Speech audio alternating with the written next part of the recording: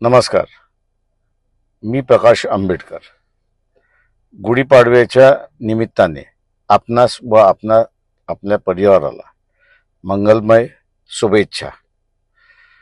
अकोल्यात परिवर्तन घडवायचं आहे. हे घडवण्यासाठी आपल्या सर्वांची साथ गरजेचं आहे.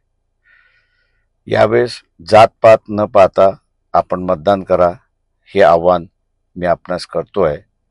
आणि अकोल्यामध्ये विकासाची गुढी आपण उभी करूया. ती उभी करण्यास आपण मदत कराल. धन्यवाद.